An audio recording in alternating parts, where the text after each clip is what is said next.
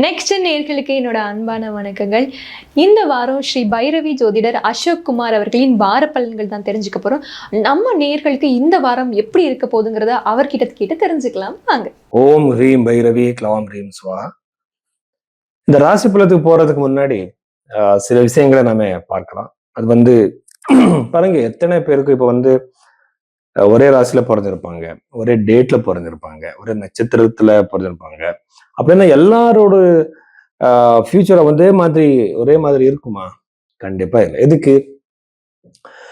உங்களோட date of பர்த்தோ டைமோ என்னமோ தப்பா இருக்கும். ஸோ அதுக்காக நம்ம இந்த கை ரேகை வச்சு அது ரெண்டுமே சிந்தசைஸ் பண்ணி தான் பார்க்கணும். இந்த கை ரேகை லைன்ஸ் சேஞ்ச் ஆகுது.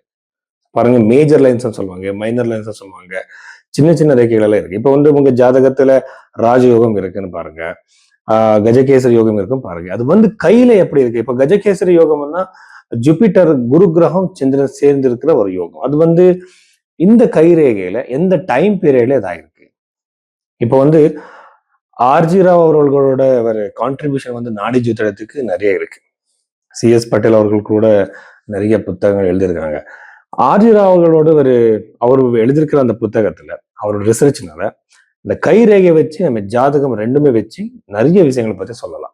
இப்ப பாருங்க, உங்களுக்கு கல்யாணம் எப்ப நடக்கும், வேலை எப்ப கிடைக்கும், இந்த ஃபைனான்சியல் பிரச்சனை எப்ப வெளியே வருவீங்க, இந்த விஷயத்துக்கெல்லாம் நம்ம சொல்லணும்னா ஜாதகத்தை பார்த்து, கோச்சாரத்தை பார்த்து, இந்த கைரேகை வச்சு எந்த ஏஜ்ல அந்த ரேகை ஸ்டார்ட் ஆகுது, இப்போ அந்த லைன்ஸ் எல்லாம் எப்படி ஸ்டார்ட் ஆகுது, எந்த இயர்ல ஸ்டார்ட் ஆகுது. இப்ப பாருங்க, இந்த 12 ராசிகள் நம்ம கையில இருக்கு. ஸோ அது வச்சு எப்படி சொல்றது, ரெண்டுமே மேட்ச் பண்ணி தான் சொல்லணும். அப்படி உங்க ஜாதகத்தை பார்க்கறதுக்காக இதுக்கு நிறைய பேரோட டைமும் டேட்டும் சரியா இருக்காது. ரெண்டுமே சேர்த்து ரெண்டுமே சிந்தசைஸ் பண்ணி பார்க்கறதுக்காக நீங்க பைரவி ஆஸ்ட்ரோல உங்க கன்சல்டேஷன் நீங்க புக் பண்ண. கன்னியா ராசி 2026 மே 24க்கு அப்புறம் அந்த வார பலத்துல இந்த கன்னியா ராசியில பிறந்தவருக்கு என்னென்ன பாசிட்டிவ் நெகட்டிவ் இருக்குன்ட்டு நம்ம பார்க்கலாம். ஸோ ஃபர்ஸ்ட் ராசிலிருந்து சப்தம பாவத்துல இருக்கிற சனி. இந்த சனி அப்படி இருக்கும்போது யூஸ்வலா அது டைரக்டா லக்னத்தை ராசியை பார்க்கணும் இல்லையா? அப்படி பார்க்கும்போது யூஸ்வலா bones muscles related issues, back bone related issues, காலுக்கு சம்மந்தப்பட்ட இஷ்யூஸ், பெயின், வெரிகோசன் எல்லாம் சொல்லுவாங்க. அந்த மாதிரி இஷ்யூஸ் எல்லாம் வர்றதுக்கு சான்ஸ் அதிகமாக இருக்கு. ஜாக்கிரதை இருங்க, லைஃப் ஸ்டைல நீங்க மாத்துக்கோங்க. சனி என்றாலே அது காலுக்கு சம்மந்தப்பட்ட ஒரு பெயின் கொடுக்குற ஒரு பிளானெட்டு, அது கண்டிப்பா கொடுக்கும். உங்களுக்கு ஏஜ் ஆயிருந்தா கண்டிப்பா அந்த மாதிரி பிரச்சனை வரும். ஜாகிரதா இருங்க. சனி 7வது வீட்டுல இருக்கிறது திருமணம் கண்டிப்பா டிலே பண்ணுவான். யூஸ்வலா திருமணம் டிலே ஆயிடும், ரொம்ப சமீபத்துக்கு கட் ஆயிடும், ரொம்ப உங்களுக்கு இஷ்டமே இல்லை, பிடிக்காத ஒரு ப்ரொபோசல் வந்துடும், உங்களுக்கு ரொம்ப ஏஜ் ஆயிருக்கும். இந்த மாதிரி பிரச்சனை இருக்கிற ஒரு பிளானெட் அங்கே வரலாம். அந்த பிளானெட்னால அந்த மாதிரி ப்ரொபோசல்ஸ் உங்களுக்கு வரலாம். ஆனா திருமணம் நடக்கும், டிலே ஆகும். அஷ்டம பாவத்துல இருக்கிற செவ்வாய்னால கண்டிப்பா உங்களுக்கு பூர்வீக சொத்து கிடைக்கிற சான்சஸ் இருக்கு, அதிகமான பாசிபிலிட்டிஸ் இருக்கு. அந்த அஷ்டம பாவத்துல இருக்கிற இந்த செவ்வாய் கண்டிப்பா உங்களுக்கு சடன் கெயின்ஸ், நீங்க சடனா ஒரு பணம் வர்றது, அன்எக்ஸ்பெக்டடா பணம் வர்றது, இந்த மாதிரி பாசிபிலிட்டிஸ் எல்லாமே இருக்கு.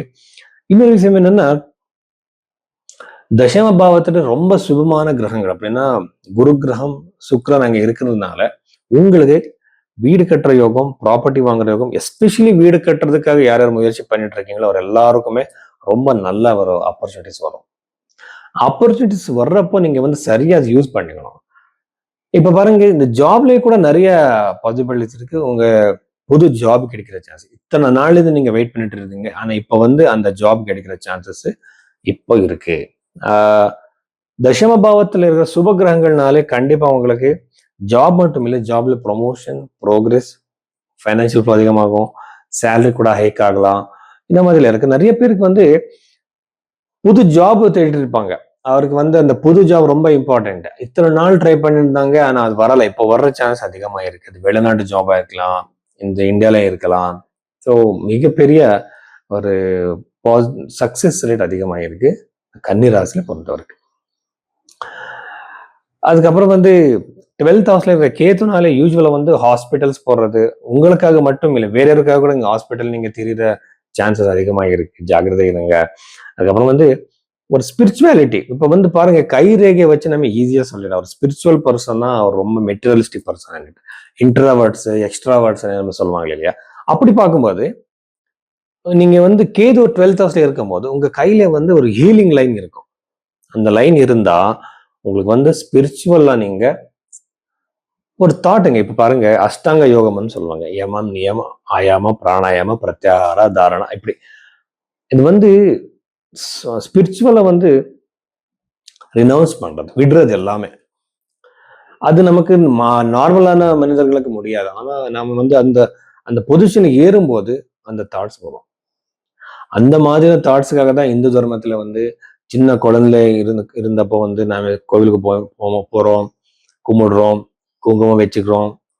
இது எல்லாமே எதுக்குன்னா, இந்த வாழ்க்கை வந்து அந்த ஒரு ஹையர் ஸ்டேட்டுக்கு போறதுக்காக தான் இது ஸ்டார்ட் ஆயிட்டு இருக்கு. இங்கிருந்து ஸ்டார்ட் பண்ணணும். நமக்கு இருக்கிற மெச்சூரிட்டி வச்சு. அந்த மாதிரி பார்க்கும்போது அந்த ஸ்பிரிச்சுவலான விஷயங்கள் வந்து ஆன்மீகம்னு சொல்லுவாங்க இல்லையா? அந்த தாட்ஸ் உங்கள் தலையில அதிகமா வரும். இந்த டைம் பீரியட்ல இந்த கன்னிராசில பிறந்தவர்.